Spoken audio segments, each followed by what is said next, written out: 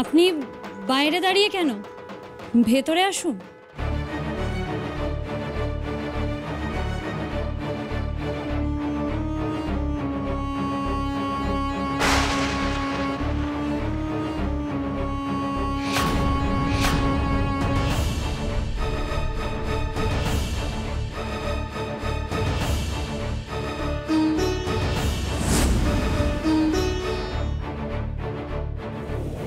আপনিও নিন। দাঁড়াও করি। ইমন, তুই গুবলুকে নিয়ে ঘরে যা। ও জ্বর হয়েছিল, ওর এখন শরীর উইক আছে, আবার ডাকলে ওকে নিয়ে আসিস। যা। ডাকি দাদারা, আপনারা আসুন, বিশ্রাম করে নিন। আসুন। এই লোকটা এখানে কি করছে? কোন সাহসে এসেছো তুমি এখানে? তোমার শরীরে কি লজ্জা শরম বলে কিছু নেই? দাদা ভাই আর খড়ি দুজনকেই বলছি, তোমরা আমার ব্রোকে তার ভুলের জন্য লকআপে পাঠিয়ে দিলে, আর এই লোকটাকে আজ একেবারে এই বাড়িতে নিয়ে চলে এলে। এই হিপোক্রেসিটার মানে কি? বৃদ্ধি করি, তোমরা কি করছো আমি বুঝতে পারছি না। এই লোকটাকে আজকে তোমরা এখানে নিয়ে এলে কি ভেবে? ও খড়ি, কি হলো রে? আজকে পুজোর দিনে আবার এসব কি গন্ডগোল হচ্ছে?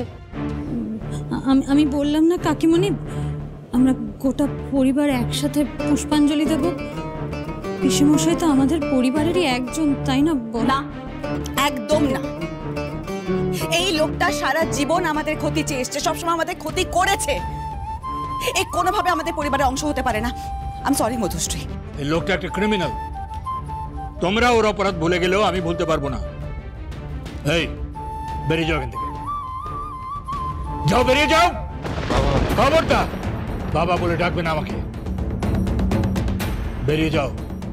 ভালো যাও তো বেরিয়ে যাও এখান থেকে।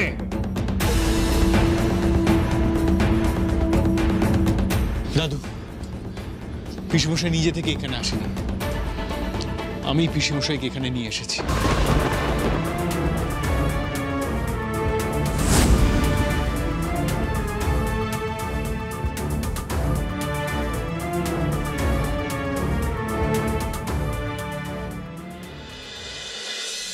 একা হয়ে যাওয়া যে কতটা যন্ত্রণার, সেটা আমি এই কদিনে এখানে থেকে বুঝতে পেরেছি। তুই, এটাই তো আমার প্রাপ্য। আমি যা করেছি তারপরে তো কেউ কোনোদিন আমাকে ক্ষমা করবে না, কোনোদিন না। সেখানে আমার বোন নিজেকে বাঁচাতে আমাকে ফাঁসিয়ে দিয়েছে। আমার মা আমাকে পিছের হাতে তুলে দিল। কি ব্যাপার রাহুল বাবু, আপনি এখনো রেডি হননি কেন? নিন তাড়াতাড়ি রেডি হয়ে নিন। রেডি হব কেন? কেন মানে? আপনার ওয়াইফ আপনাকে এখান থেকে নিয়ে যেতে এসেছে, আপনি কি যাবেন না নাকি? লকআপটা একেবারে এতই ভালো লেগে গেছে? নিন তাড়াতাড়ি রেডি হয়ে নিন।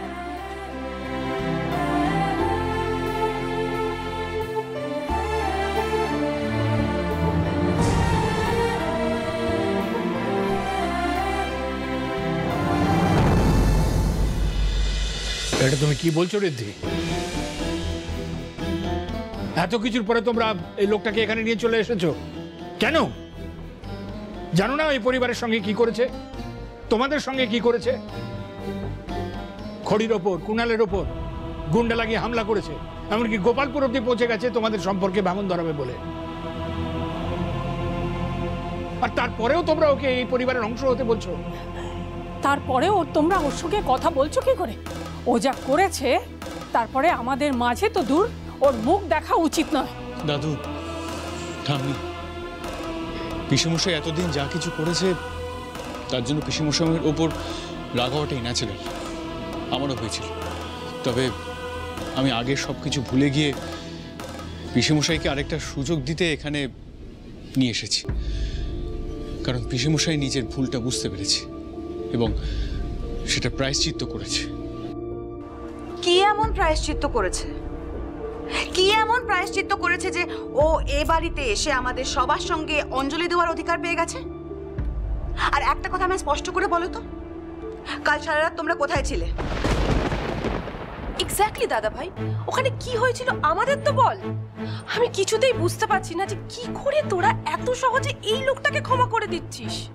মানে কোন ম্যাজিক বলে উনি হঠাৎ ক্রিমিনাল থেকে সাধু পুরুষ হয়ে গেল? দাদু, কাল যখন আমরা সবাই এখানে ব্যস্ত ছিলাম তখন সিংহরায় বাড়ি ফাঁকা থাকার সুযোগ নিয়ে তোমার সোনার বাক্সটা চুরি করতে ডিএর লোকজন এসেছিল। কি বলছো তুমি করি?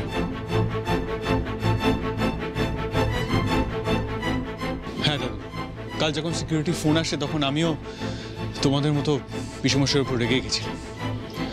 আমি ভেবেছিলাম হয়তো পিসেমশাই পিসিমণির আর গুবলুর ক্ষতি করতে ও বাড়ি গেছে, কিন্তু তারপর যখন সেখানে গেলাম, গিয়ে দেখলাম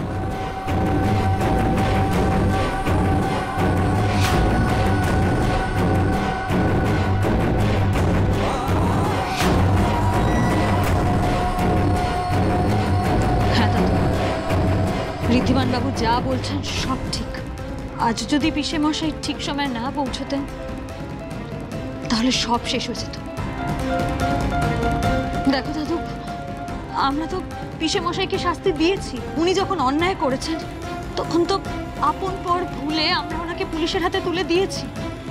কিন্তু আজ যখন পিসে মশাই সত্যি সত্যি এই পরিবারের পাশে দাঁড়িয়েছেন, সত্যি আমাদের এত বড় একটা উপকার করেছেন, তখন তখন ওনার এই ভালো কাজটা ভুলে গিয়ে, সম্পূর্ণ এড়িয়ে গিয়ে ওনাকে শুধুমাত্র আগের দোষের জন্য শাস্তি দেওয়াটা একটা বড় অন্যায় হয়ে যাবে না দাদু?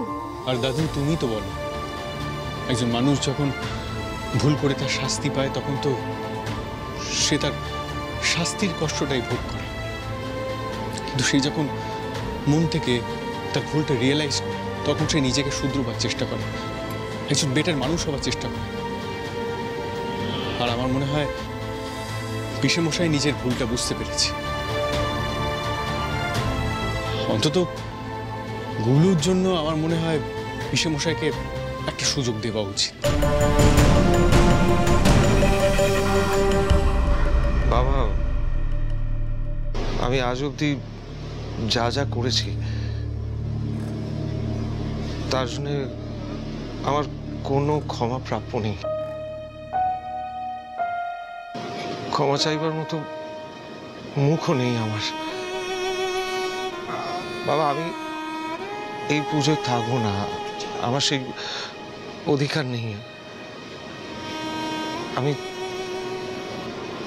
চলে যাচ্ছি। আমি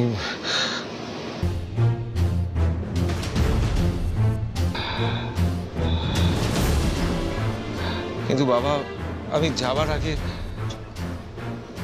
সবার কাছে হাত জোড় করে বলছি, আমার মনের সব হিংসে, সব লোভ, অশুভ চিন্তা, বিদ্বেষ, সবকিছু দূরে সরিয়ে দিয়েছে আমার ছেলে গুবলু। আপনারা এই শেষবারের মতো আমার কথা বিশ্বাস করে দেখুন, আমাকে একটা সুযোগ দিন অন্তত।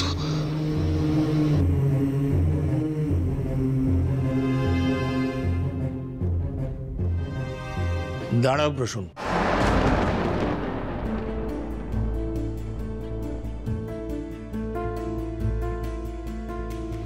বাড়িতে দুর্গাপুজো হচ্ছে, আজ মহাষ্টমী। আজ এক নতুন প্রসূন আমাদের বাড়িতে পা রেখেছে। তুমি যখন আগের সব কিছু ভুলে আমাদের আর ক্ষতি করার কথা না ভেবে আমাদের বরং ভালো করেছ, তখন আমার মনে হয় একটা সুযোগ তোমার প্রাপ্য। এই পুজোটা তুমি আমাদের সঙ্গে কাটাবে, তোমার পরিবারের সঙ্গে কাটাবে।